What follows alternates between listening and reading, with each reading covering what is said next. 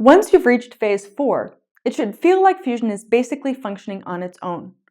Of course, there will be challenges and hiccups, but overall, everything should be working, including consistent new students and leaders in the pipeline. But just to remind you, every fusion is very fluid.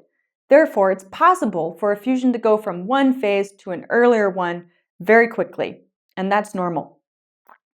Typical characteristics of phase 4 are things like students are very involved in the practical functioning of Fusion, including rehearsals, concerts, workshops, and other events.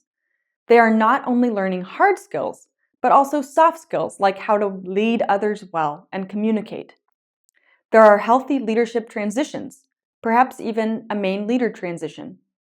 There is full and visible integration into the local church, and you can see transformed lives through Fusion.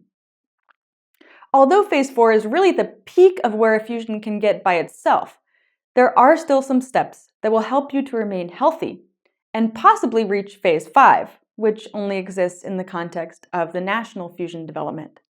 Those steps include continuing to recruit young, non-believing students so your fusion doesn't turn into a youth group, and keeping students very involved in leading and helping. Once your fusion turns into a well-oiled machine, it can be easy to forget about the importance of spiritual growth and individual relationships.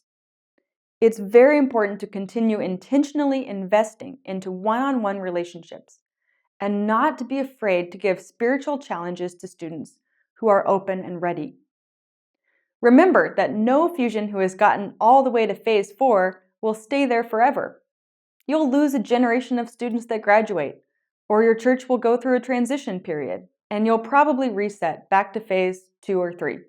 There's no shame in that. The best thing you can do is to understand where your fusion is at and to focus on the right things according to your current phase.